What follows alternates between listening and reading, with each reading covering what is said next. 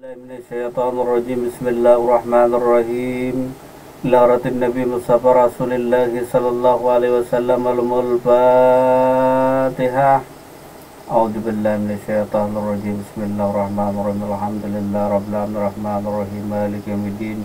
Iyyaka na'budu wa iyyaka nasta'in. Ihdinas siratal mustaqim. Siratal ladzina an'amta 'alaihim ghairil maghdubi 'alaihim waladdallin. Ilaratin wali Allah al-Fatihah. A'udzu billahi minasyaitonir rajim. Bismillahirrahmanirrahim. Alhamdulillah rabbil alamin arrahmanirrahim maliki yaumiddin. Iyyaka na'budu wa iyyaka nasta'in. Ihdinas siratal mustaqim. Siratal ladzina an'amta 'alaihim ghairil maghdubi 'alaihim waladdallin. Assalamualaikum warahmatullahi wabarakatuh.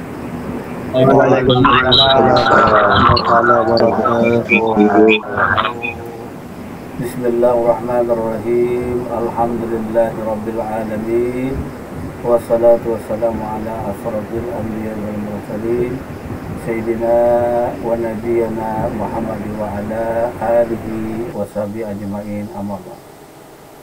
Pertama-tama marilah senantiasa kita panjatkan puji syukur kita kepada Allah Subhanahu wa taala atas segala limpahan rahmat dan hidayah daripada Allah Subhanahu wa taala.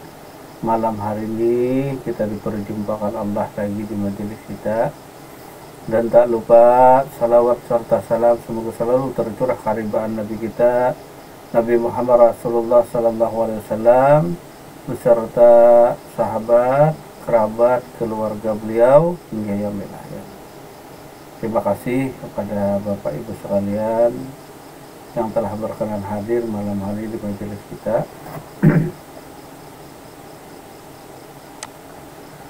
Adapun malam hari ini daripada kitab Ihya Ulumuddin daripada Imam Al-Ghazali.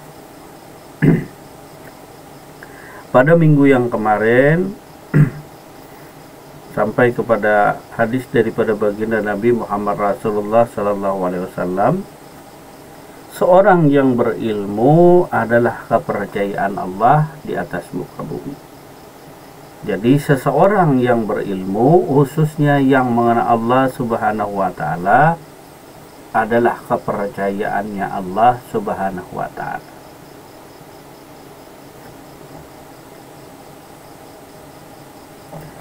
Kemudian beliau juga bersabda, ada dua golongan di antara umatku, jika keduanya baik, niscaya baik pula umatku. Jika keduanya rusak, niscaya rusak pula umatku, yaitu penguasa, umara, dan ahli agama atau fuqaha. Nah, jadi yang dimaksud penguasa itu adalah kemarin penguasa yang mengenal Allah Subhanahu wa taala. Jadi penguasanya, pemimpinnya adalah yang mengenal Allah juga. Kemudian fuqahanya, ulamanya tadi, ulamanya pun adalah ulama yang benar-benar mengenal Allah Subhanahu wa taala. Nah, jadi ada dua golongan di antara umatku, jika keduanya baik, niscaya baiklah umatku. Namun jikalau rusak, maka rusaklah umatku. Itulah sabda Nabi Muhammad Rasulullah sallallahu alaihi wasallam. Jadi yang disebutkan di sana pemimpinnya adalah pemimpin yang mengenal Allah, ataupun orang yang ma'rifatullah, ataupun mereka yang telah usul sampai kepada Allah. Ini yang patut untuk kita jadikan pemimpin. Kemudian yang kedua adalah golongannya tadi adalah ahli fuqaha tadi, ahli ilmu agama, yaitu mereka yang ahli ilmu ma'rifatullah, atau mereka ulama pewaris Nabi yang mana mereka adalah mengenal Allah Subhanahu wa taala juga. Jadi pemimpinnya yang mengenal Allah dan ulamanya pun adalah yang mengenal Allah. Bisalah makmur negara, bisalah makmur umat Rasulullah sallallahu alaihi wasallam tadi kalau kedua-duanya ini terpenuhi. Namun sebaliknya, Nah, jika sebaliknya tadi, maka rusaklah umat ini tadi. Karena hadis Nabi menunjukkan apabila baik dua golongan ini, yaitu golongan penguasa dan golongan ahli agama, maka bila rusak kedua-duanya, maka rusaklah umat tadi. Begitu pula keadaan suatu kaum tadi akan menjadi rusak.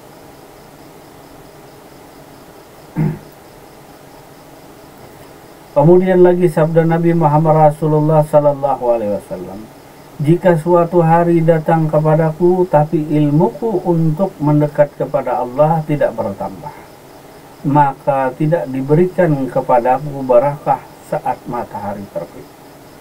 Jadi kata sabda Nabi, jika suatu hari datang kepadaku tetapi ilmuku untuk mendekat kepada Allah tidak bertambah, maka tidak diberikan kepadaku barakah saat matahari terbit hari itu.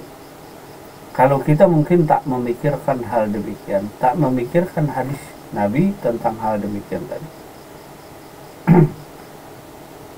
Jadi kata Nabi, jika suatu hari datang kepadaku tapi ilmuku untuk mendekat kepada Allah tidak bertambah, maka tidak diberikan kepadaku berkah saat matahari terbit hari.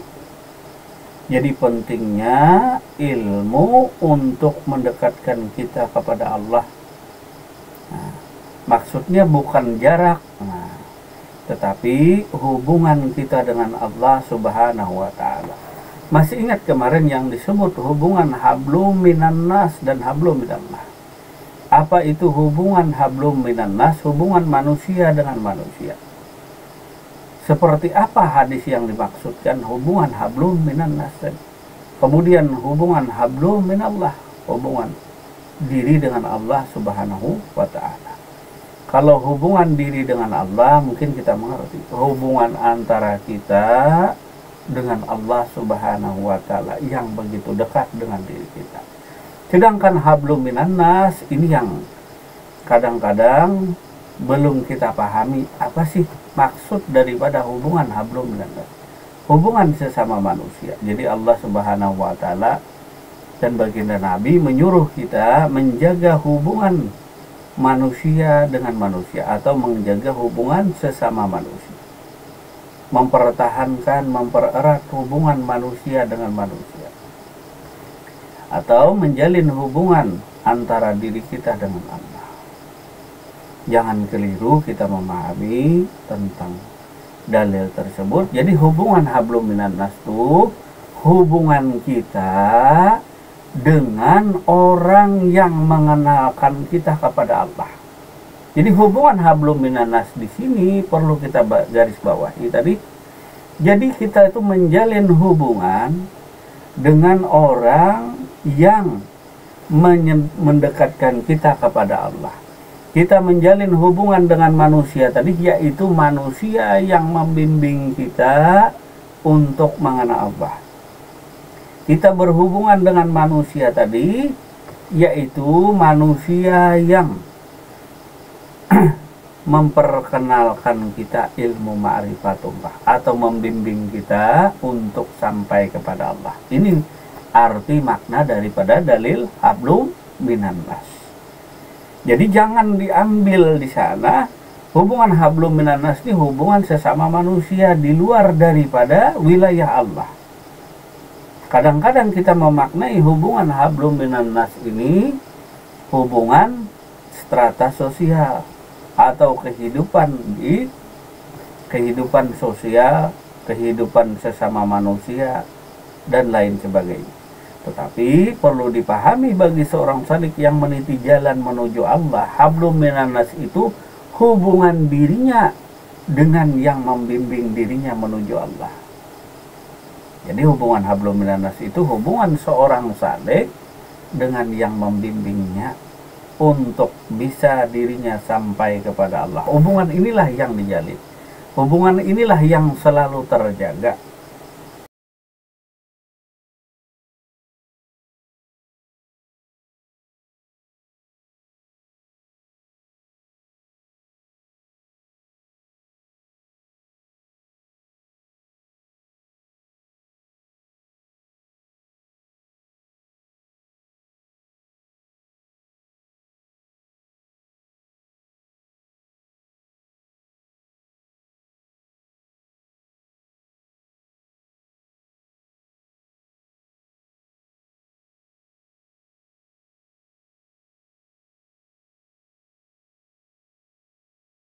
Jadi bagi seorang salik itu pentingnya menjalin hubungan dirinya dengan orang yang membimbingnya agar sampai kepada Allah Subhanahu wa Ta'ala.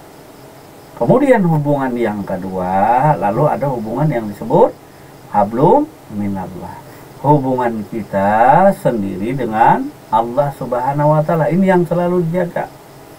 Jadi dua jalan yang dalil tadi, hablum minan nas dan hablum minallah, yang harus kita jalin, yang harus kita jaga, yang harus kita pelihara. Yang pertama tadi hubungan hablum minan nas, yaitu hubungan diri kita dengan orang yang mengajarkan kita untuk mengenal Allah. Berhubungan dengan manusia yang membimbing kita untuk sampai kepada Allah. Kemudian ada pula hubungan kita dengan Allah Subhanahu wa Ta'ala. Jadi inilah maksud hablum minan nas dan hablum minallah.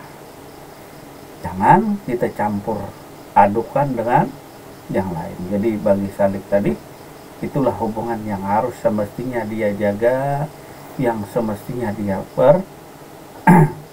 yang jalin.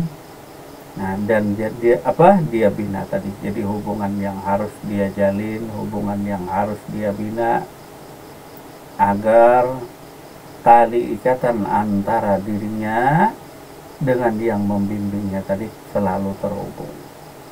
Begitu pula hubungan dirinya dengan Allah Subhanahu wa Ta'ala. Nah, jadi perlu digarisbawahi bagi para salik tadi, itu hubungan hablum minan nas dan hubungan hablum minallah. Nah, jangan kena secara umum hubungan sesama seluruh manusia, tidak. Jadi yang perlu ditekankan itu adalah hubungan dirimu dengan orang yang membimbing dirimu untuk sampai kepada Allah.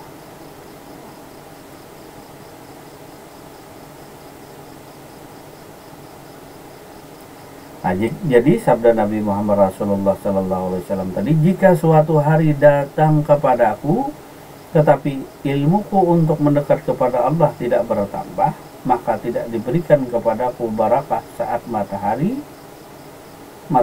terbit hari itu.